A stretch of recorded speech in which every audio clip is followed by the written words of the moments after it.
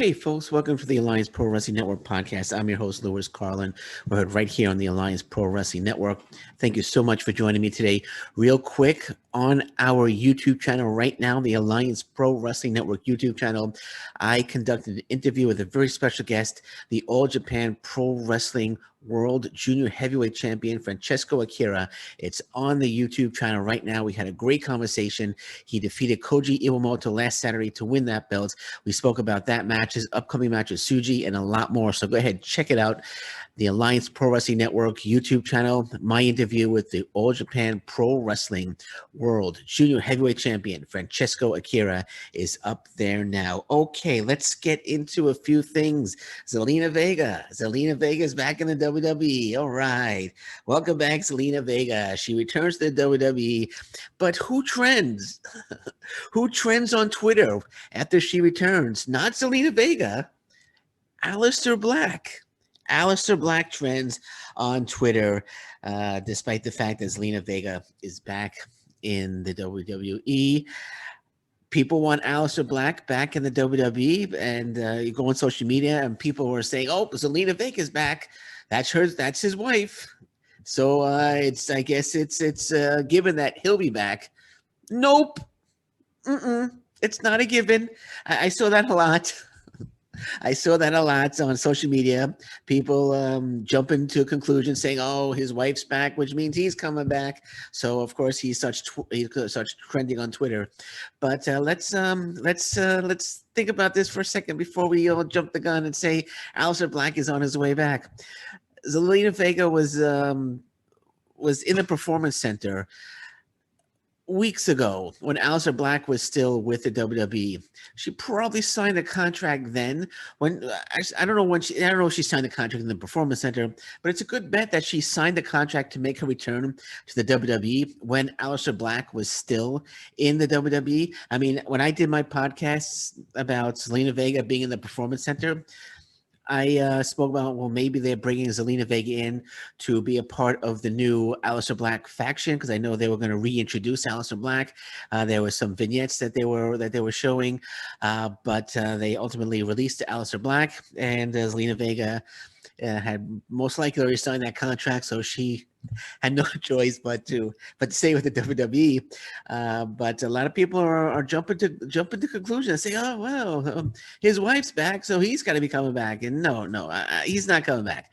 I don't think Aleister Black will be back in the WWE. First of all, he's got a sponsorship deal that he just signed with Hayabusa. So I don't think he's coming back. It's almost a foregone conclusion that he will be signing with AEW. I know there was a lot of interest there, a lot of interest in AEW. Tony Khan is interested. There was reports saying that he's as good as signed by AEW as soon as his 90-day non-compete runs out. He'll be able to sign with AEW, and I know a lot of talents are asking for the 90-day non-compete to be waived. Maybe he's asking for it to be waived. Maybe it will be waived, and we'll see him in AEW sooner.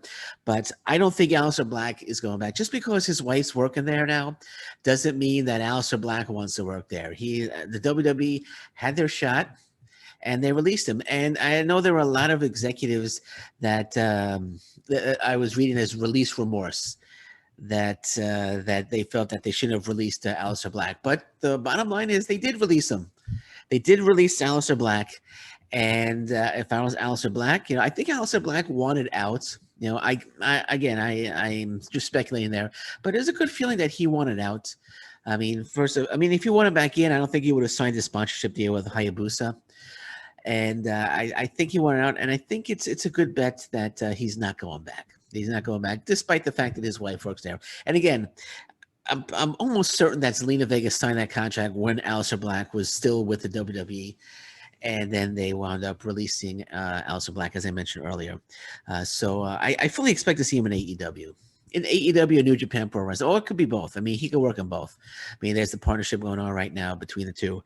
But hey, if there's release remorse right now, they should have released him in the first place.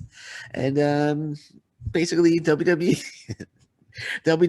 you snooze, you lose with the talent. You want to let them go, you let them go. They'll sign elsewhere, and he'll go to AEW, and he'll be a megastar there. And McMahon will be like, "By darn it, we should have let him go." We shouldn't have let him go, damn it. But that's how I feel about it anyway. I don't think he's going back.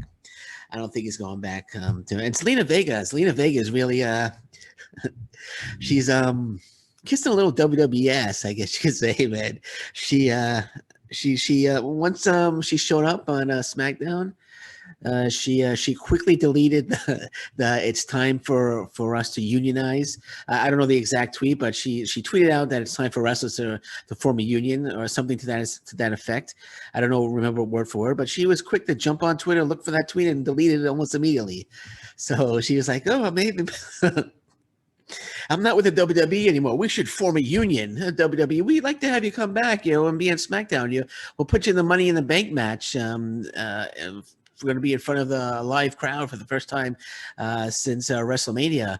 Really? Oh, I better get on the computer and delete that tweet immediately because the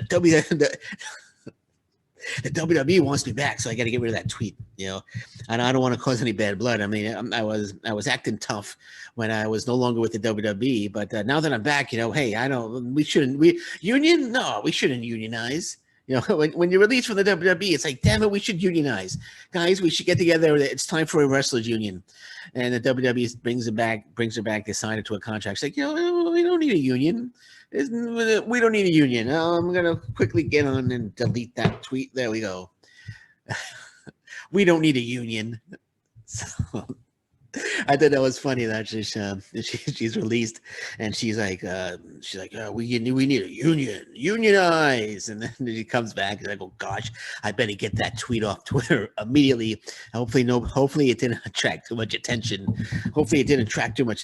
But the bottom line, Zelina Vega back in the WWE and Aleister Black, despite the fact that he was trending, he's not, in my opinion, coming back. I could be wrong; he could come back, but I don't think he's coming back. I don't think he's coming back to WWE. Pat McAfee. Let's talk about this guy for a second. Now, from what I understand, he's doing a good job on color commentary on SmackDown. Is it Raw? I think it's SmackDown. He told Bill Apter to F off. I'm not going to say the word. He told Bill Apter to F off. Bill Apter, if you're not familiar with Bill Apter is in my opinion, a legendary figure in the world of professional wrestling. He's worked on numerous magazines, numerous interviews. He started in the business, started his involvement with pro wrestling started in about, I think, 1970. He used to interview Bruno Sammartino, Pedro Morales. But Pat McAfee, born 1987, apparently during a segment with Shinsuke Nakamura, Pat McAfee decided to jump on the table and do a little dance. Now, Bill Apter has said that he enjoys Pat McAfee.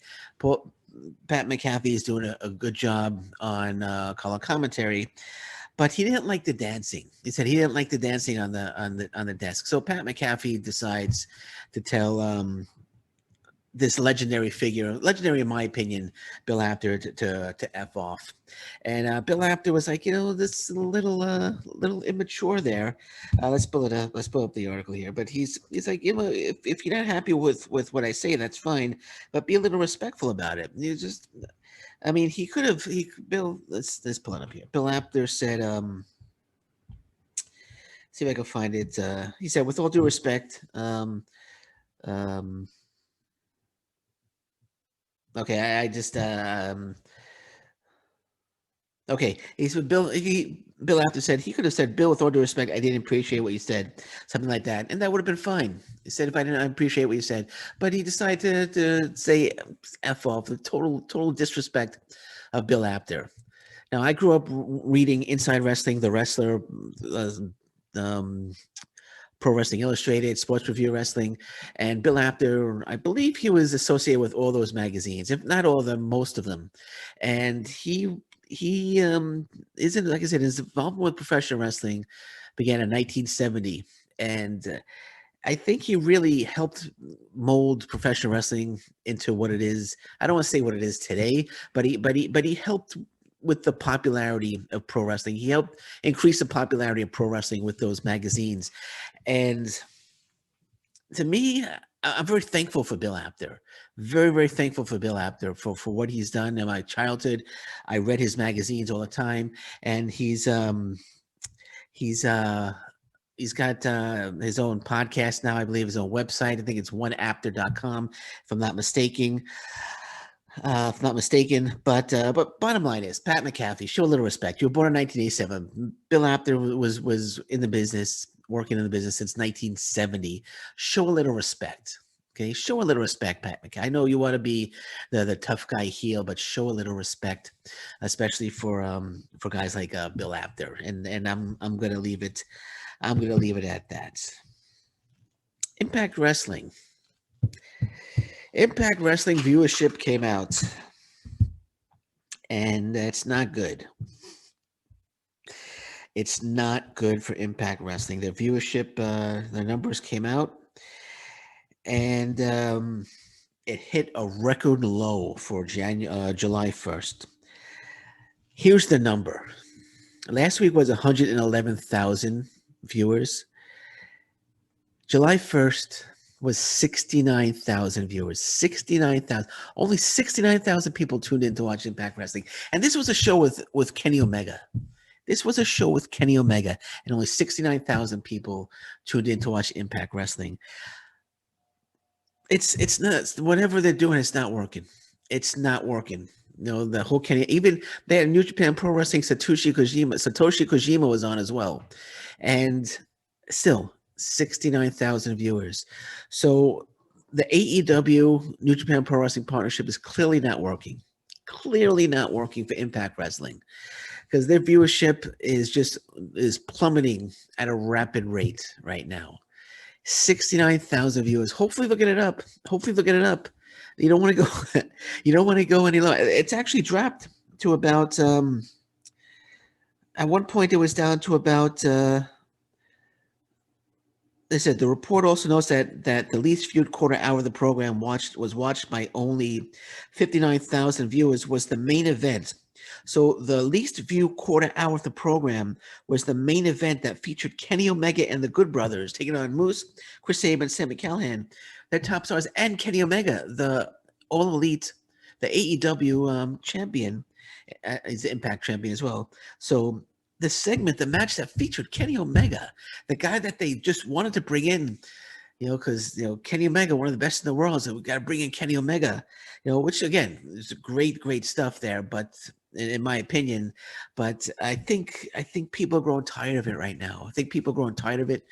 I know last week Moose said he would like to see more interaction, more talent exchanges between AEW and Impact Wrestling. Right now, it's the same guys every week: Kenny Omega, Impact Wrestling, Good Brothers, AEW. We're not seeing any other talent exchanges. Maybe they need to do more talent exchanges to make things a little more exciting. People are obviously growing tired of just seeing Kenny Omega on one show and then the Good Brothers on AEW. But that's bad. Only 59,000 viewers tuned in to watch the match that featured Kenny Omega. Again, and I know Slammiversary, and correct me if I'm wrong, but there's not really that much buzz. I don't feel the buzz. Last year there was a big buzz behind Slammiversary. This year I'm not feeling that buzz. It could be just me, but I'm not feeling that buzz. I know there's supposed to be a number of surprises this year.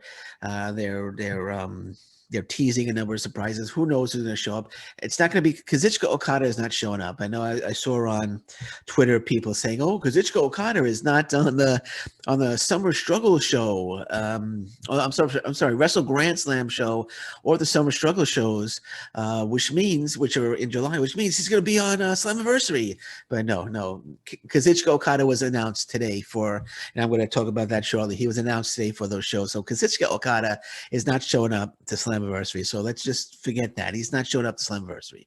And neither is Tetsuya Naito. I know they were teasing Tetsuya Naito, but he's not showing up either. He's not going to show. He's on the Summer Struggle shows as well. Wouldn't make any sense for them to show up at Impact Wrestling. But they're teasing like Mickie James. They're teasing the Iconics. It's possible that they show up, but they need to get something. They need to do something and do something quickly, because 69,000 viewers is just atrocious. It's a travesty.